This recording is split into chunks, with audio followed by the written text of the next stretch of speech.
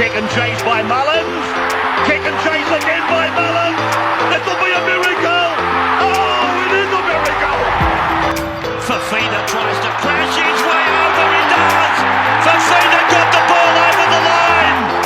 Hunter's kick is over the sideline for a 40-20. Yeah, g'day champions and welcome to the 40-20 Sports Podcast. Today we're going to have a bit of a dive into our Supercoach fullbacks. Fullbacks the last couple of years, well pretty much for the history of Supercoach, they've been the backbone of your team, usually always running with two guns, blokes that are your high ceilings, your dependables, your captain choices each week, those sorts of players. But I think there might be a little bit of a changing of the guard. Last year, there was a bit of an opportunity to make money with Jareem Buller. I dodged it. I kept thinking, no, I need my two guns, and Jareem Buller ended up outscoring who I had at the time, Teddy. So we're going to have a bit of a dive into that, into fullback, see if there's any opportunity, see if there's a bit of an opportunity to make some money early on and we can spend a bit of money elsewhere. We're going to run through some players, pretty much all of them, have a bit of a talk about where we think they are, what we think they'll do for the year, and we'll go from there. So we'll start with the number one, Kalyn Ponga, 892k, 87-point average. That's obviously the injury-affected games from the start of the season and also the games he played at 5'8", which probably didn't have as high upside as he did at the back end of the year with the fullback. The last 12 games he played at fullback, he averaged 105 points. So at his price tag of 892k, he is underpriced. It's phenomenal stats his last 12 games. I think with him playing fullback throughout the whole year, he's still got that spine there. He's still got the left-hand side, which he loves. He's got Bradman Best. He's got Greg Marzu there. Apparently the word is that Frizzy is heading over to the left-hand side. So I think it can only get better. I seriously worry that people are going to see the price tag and go, nah, can't afford it. But I think his first 6 games, 4 of them are at home. I think 892 is cheap for Kalyn. I think eventually he will probably crack that million mark. If he played fullback all last year, he would be $1 million player at the start of the season. So I've got him booked in. I've got him booked in for the 40-20 Ferrets for round 1. I will leave him there all year. Fingers crossed he doesn't get picked for Origin. Hopefully they stick with Reece Walsh so we can have him throughout that Origin period. That was where I picked him up last year for about 500k and he did me wonders. Captaincy option every single week, especially the first week. If you want to hit the ground running, get a good start to the year, his matchup is the Raiders at home. They're going to be in all sorts this year, I think. Canberra, they've got a heap of rookies coming in. It is a rebuilding year for them, and to push the fact that there's Corey Horsburgh and Sebastian Kris will be missing the first 4 games, that'll be huge. So I think Ponga at home, they'll be ready to go. They do start the first game strong, the Knights. The last couple of years, they've shown that. So Kalyn Ponga, I think, is a must. I think who you position him with, who your reserve fullback is, doesn't matter. Just get him in, buy him. If you see him in other people's teams and you don't have him, he'll be an absolute headache for you. Number 2, we're going to run on Drinkwater. Scotty Drinkwater, 851k on a 83-point average last year. Awesome bye scheduling. He doesn't have a bye until round 16. A heap of games in Queensland to start the year again. A lot of people perceive Scotty Drinkwater as, you don't know what you're going to get from him. He's a bit up and down. He's got a low score in him.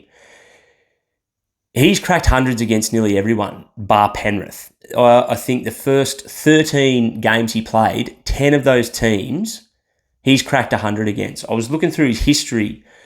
He's an out-and-out gun. 851k. He's got the massive ceiling. His work rate isn't as high as some of the other fullbacks out there, but I think the last 2 years have shown us that Scotty Drinkwater is a formidable fullback. He scores really well in Supercoach. He's easy to have around the Origin period. He's probably not going to play Origin. There's no chance. 851k, 40k cheaper than Kalen. I would still probably pay up for Ponga, but Scotty Drinkwater nonetheless. If you're looking for a good buy scheduling round player, will give you no headaches at the start of the year. I think he's a good option. Number 3, Tommy Turbo, old hamstrings. 833k, 81.6 point average last year, which is still an awesome average. He clearly hampered by injury at the start of the year as well. Some of the times he was getting into the backfield and pulling up. You've never seen Tommy do that. He is usually a bolt of lightning. So you sort of got to take that in your stride because Tommy is just constantly, he's got the worst luck in the fucking world, the poor fella. He is constantly injured. Before he got injured in Origin, he was starting to hit his straps. I feel as though he was starting to get a little bit more trust in the hamstrings last year. Towards the middle of the year, he was starting to trust those hamstrings a bit more. The 2 games before he got injured in Origin, he went for 165 and 126. People were praising it, saying he's back, and then unfortunately just can't stay healthy.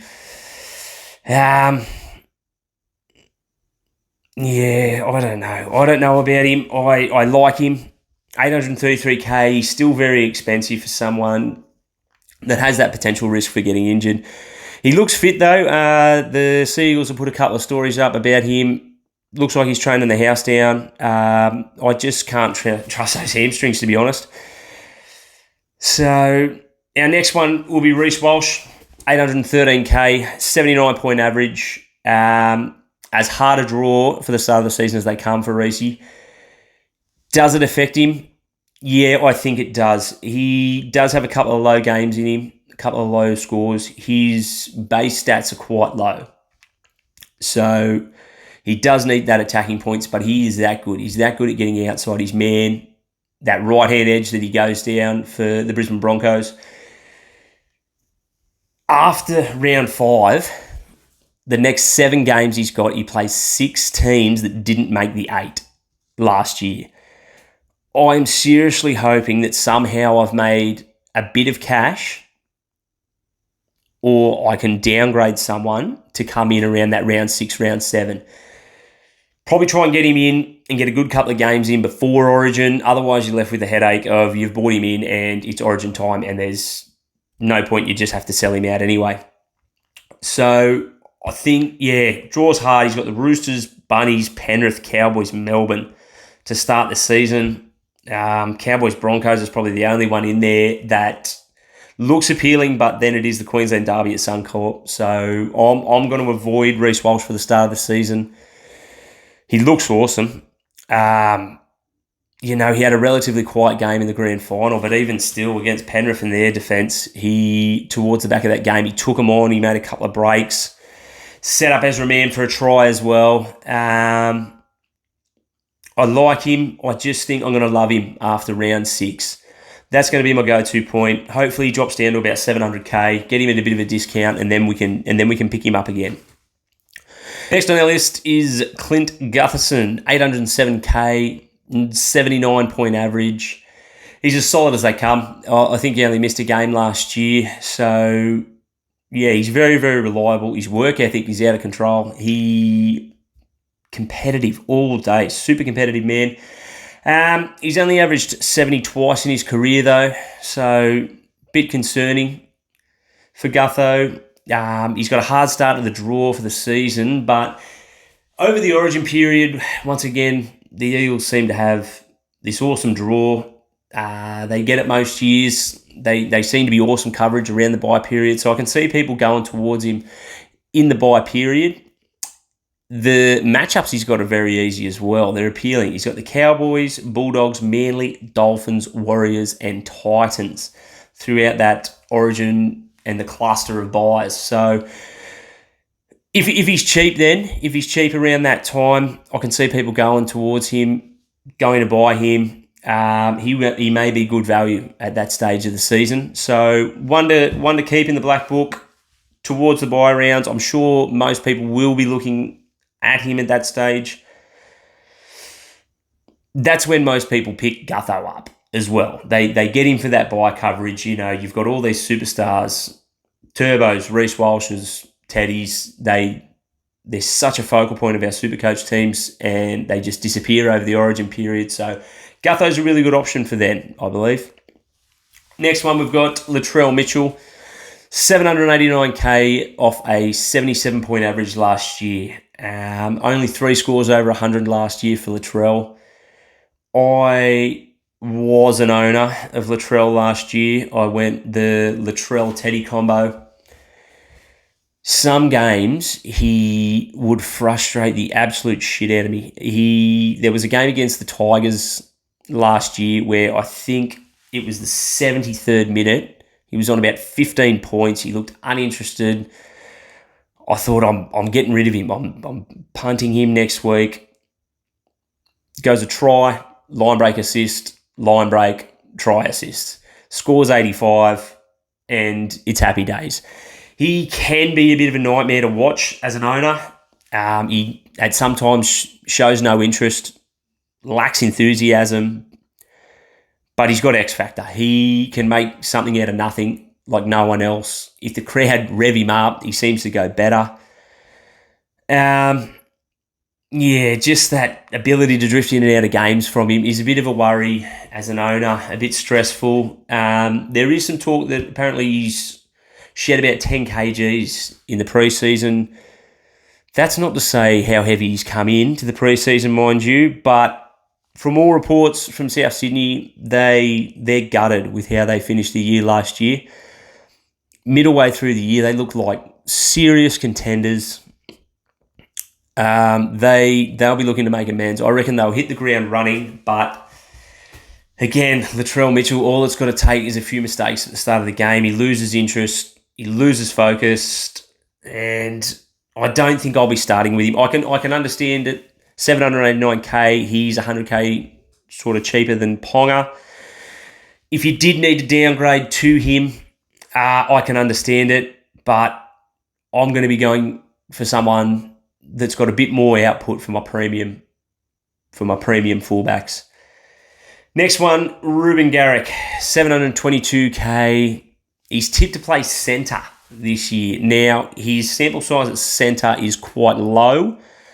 He played 3 games in the centres for scores of 35, 26, and then he went absolutely ballistic with 169. So take that with a grain of salt, the 169. I think that might be a bit of an anomaly. For me, playing centre, he's a no-go. I think he'll be on the left-hand edge outside Turbo, and that is probably the place you need to be in that side, although the last guy that was there didn't score as well. You know, Brad Parker, he didn't have a Supercoach-friendly sort of game as Ruben Garrick had, but he kicks goals. It'd be interesting to see what his work rate is, if he's still taking the scoots.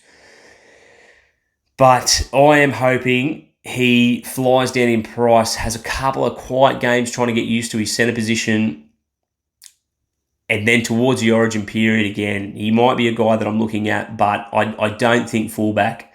I'll be looking for him more in my CTWs later on in the year, if at all.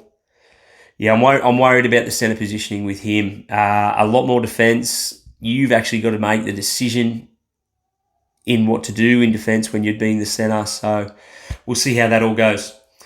Next up, Teddy, 707k, 69-point average. Oh, the heartbreak kid. Bloody hell, wasn't he ever, of 2023. I started with him last year. Just super frustrating to watch. Super frustrating from a lover of rugby league and a lover of Supercoach and a Supercoach owner of Teddy. He averaged 46 in the first 7 games. Yeah, it didn't click. It didn't click for the whole Roosters side. They were touted to be premiership contenders, and it didn't happen at all. They have such a stacked team. 1 to 17, even into reserve grade, they've got more depth than they know what to do with, and they just couldn't make it happen. The start of the season, they were terrible. Bit hard to watch Teddy through Origin as well. Just as, again, a lover of rugby league, he had a tough Origin series, even though he competed. He competed and tried and everything. Just tough. I think he had a tough year. I think this year, you should never doubt a champion. I think he'll come back, and I think he'll have a bit of a point to prove this year. 707k, he is nearly a mid-ranger as far as fullbacks are concerned, so he's pretty well priced. The last 6 games after Origin, Teddy averaged 85 points, which is up there with the top tier of fullbacks of last year. He had 2 huge scores of 134 and 125. He's worth a look. I can understand if people want to go there. You know, everyone's always told don't grab someone off a career year, so it's probably sound advice to grab someone off one of their worst careers that they've had in Supercoach. Teddy, always been a top 10 player in Supercoach scorers throughout the year.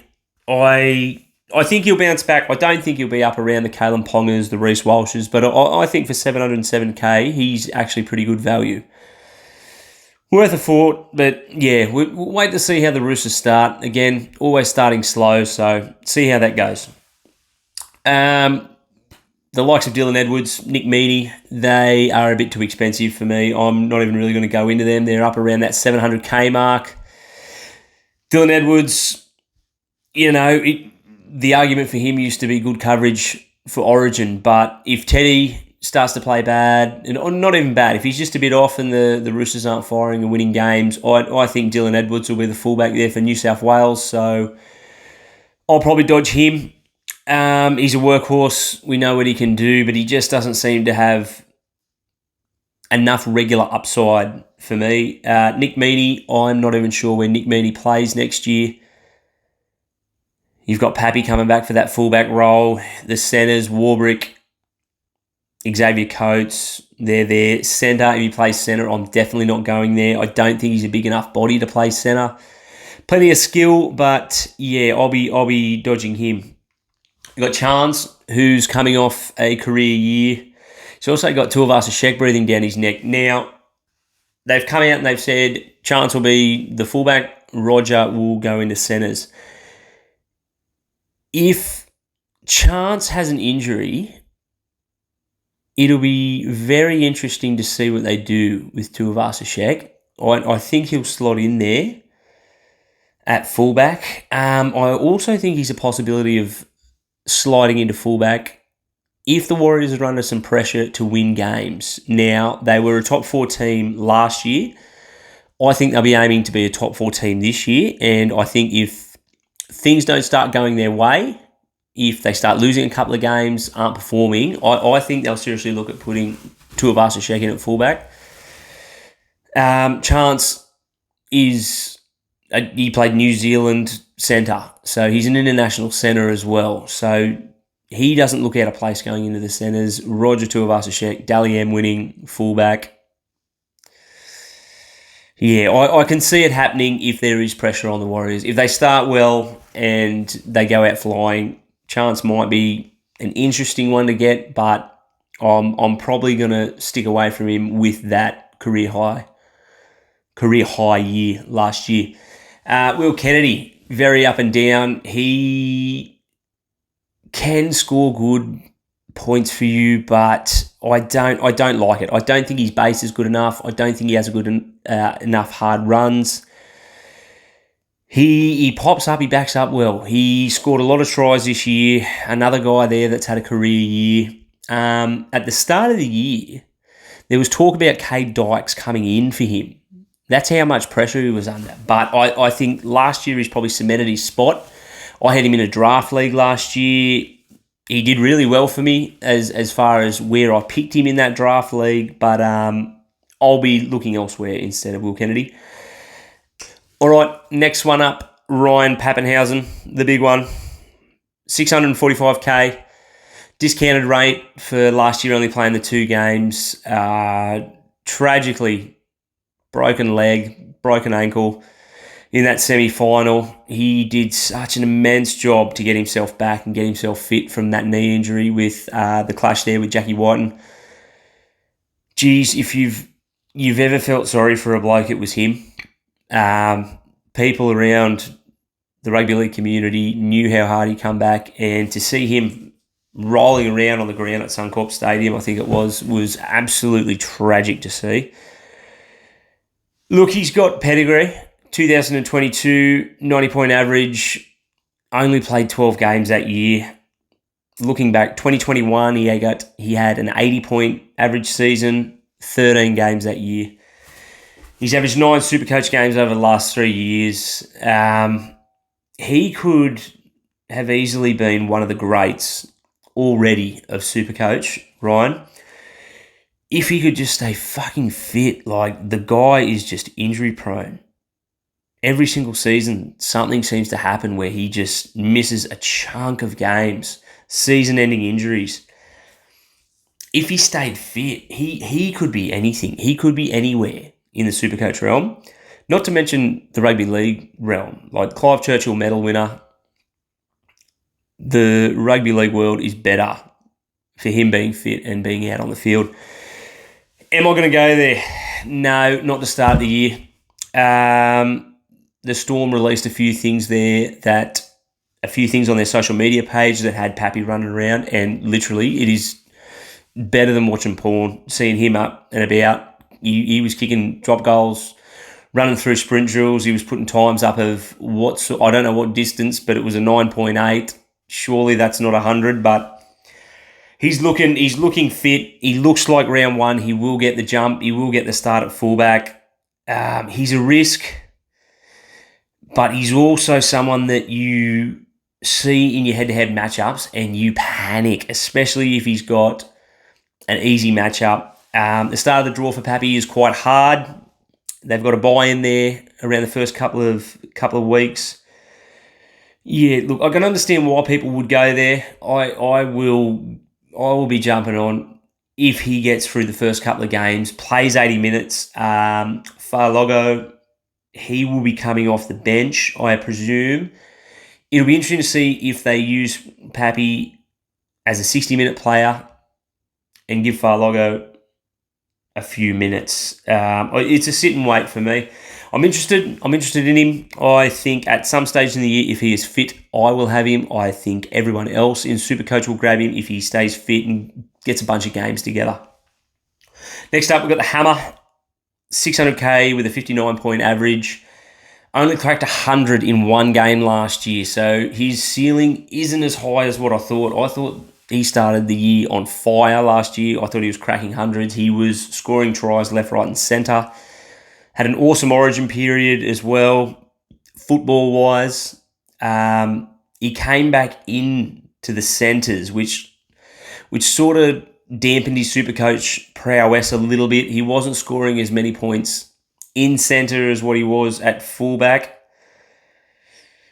Although his 100 game, it was in a centre position. Yeah, look, I don't think I'll go there. I think 600k is a good price for the Hammer. I think they've got a better squad than they had last year. I think they'll have more attacking opportunity. He's really good at backing up. But there was a lot of games there where he was scoring tries from backing up and only getting the 17 points, as, you know, you've got some other fullbacks there that can turn a try into 30 points. So I can understand people going with the Hammer. I will not be. 9 games, he got under 50 points. So his base is a little bit low. He can have a quiet game, but he is priced pretty juicy at 600k. Cody Nikorima, he went off towards the end of the year. He played really well, actually. I think at best for Cody, he's going to get a bench spot.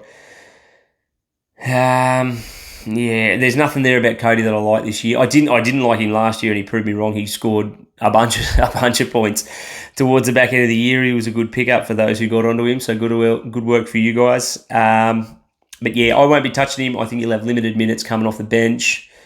Might give Jeremy Marshall-King a bit of a spell.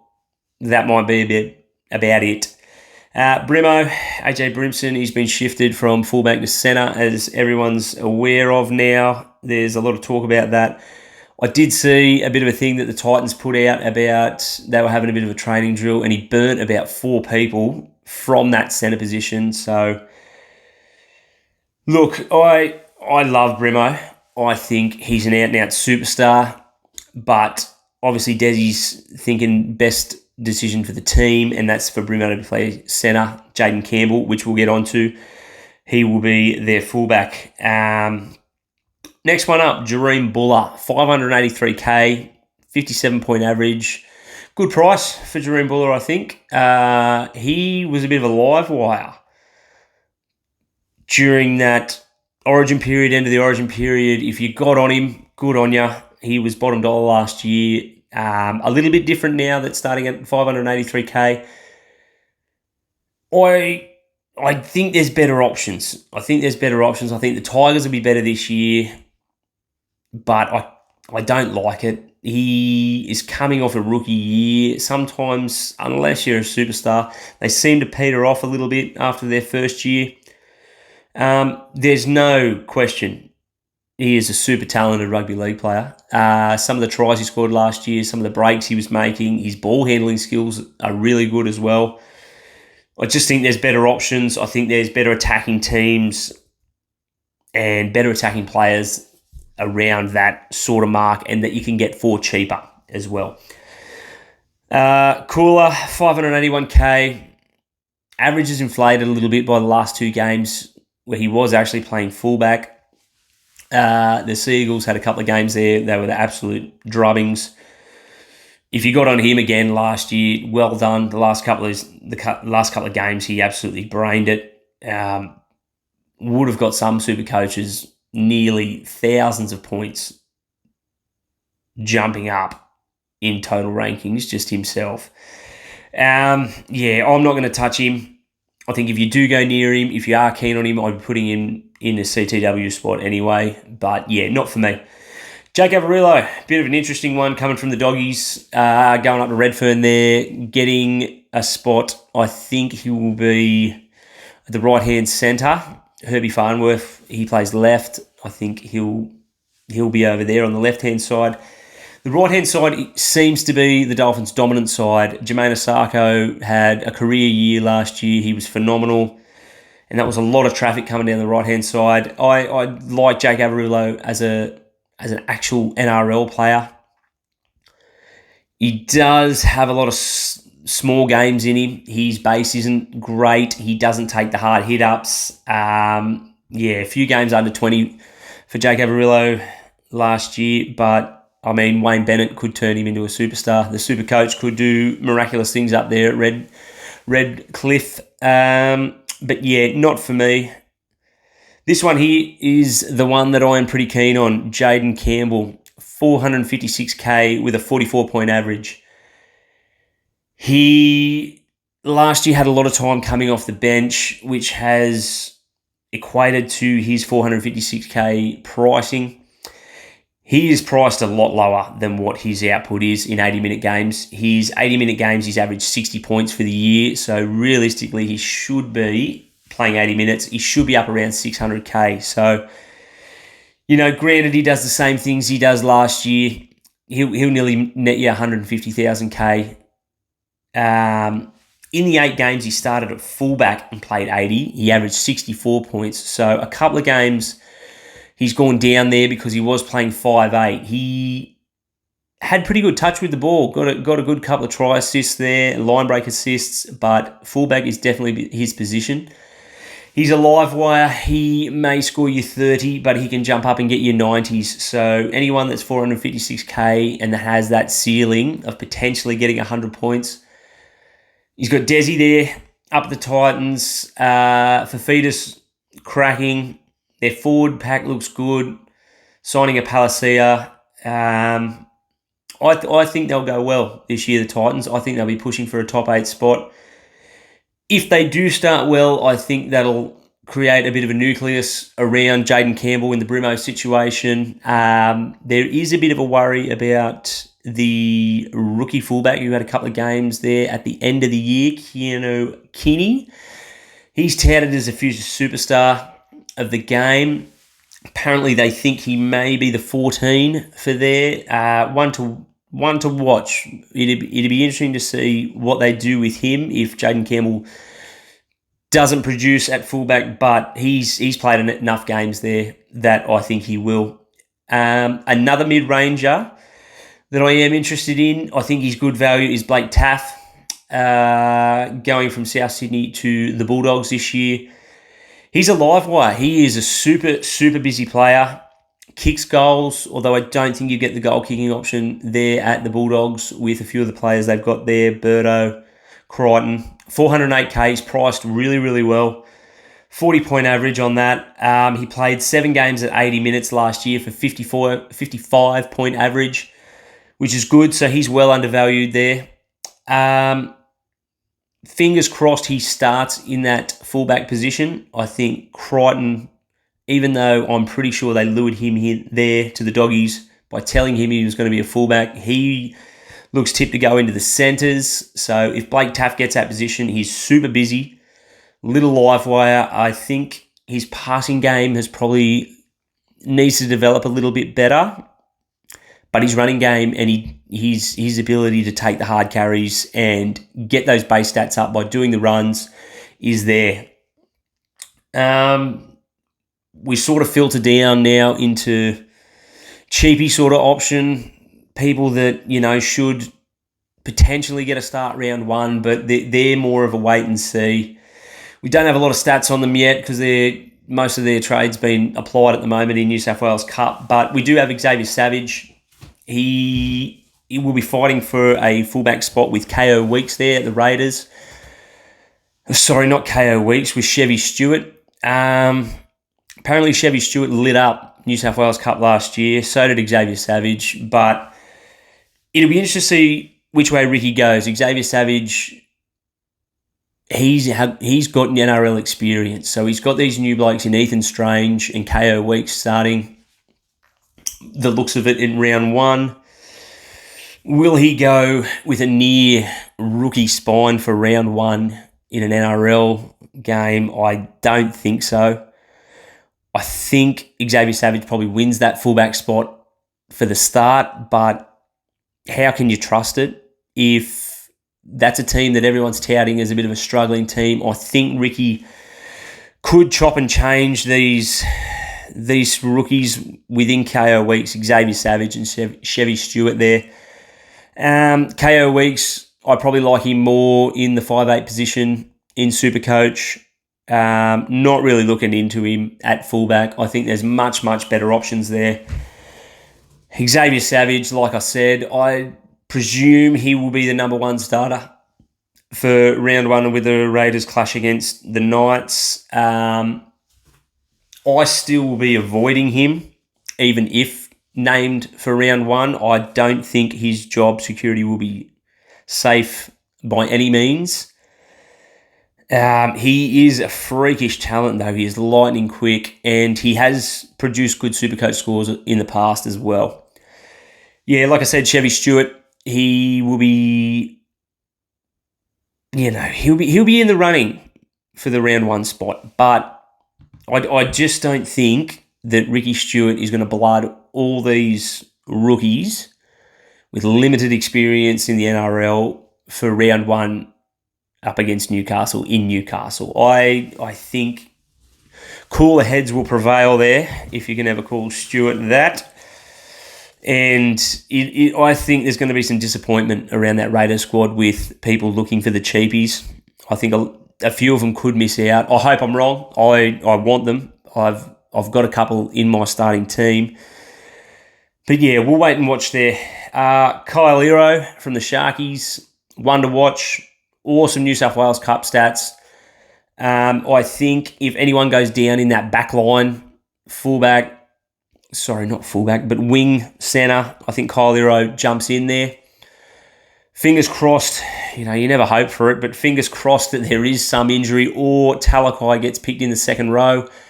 I don't think he will, but I hope he does because Iro is touted as a freak. So we'll keep a bit of an eye on him, watch the trials, see what sort of position Craigie Fitzgibbon puts him in. But yeah, I'll wait and watch. Mentioned before, Keano Kinney from the Titans may jag a 14 spot. but I think that's the best he'll do for the first part of the season and the season going on. Looked good in his first couple of games last year. Had a couple of 80-minute games at fullback there. Looked good.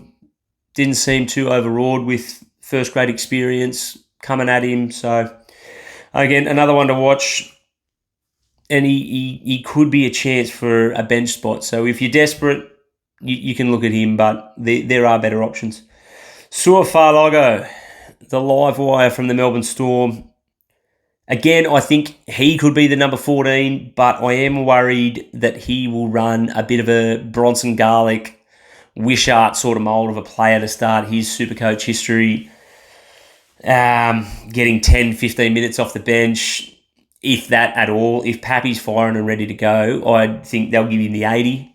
So he's not bottom dollar either, 330k. I do have a bit of a wait and see on Sua.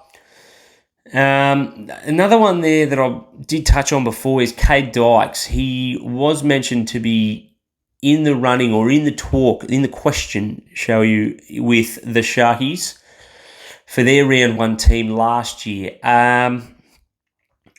Again, a wait and see. He got crippled by a fucking ACL injury. Another one to watch in the trials. I think Will Kennedy's pretty much got that spot down pat, but he was in the running last year for round one for the Sharkies, so another person to have a look at. That's about it for us, guys. A bit of a deep dive into fullback. There's plenty to go around there. I don't really think you can go wrong with Ponga Drinkwater or Reece Walsh. They're probably my three top picks that I'm going to go with. They seem to have a lot of upside.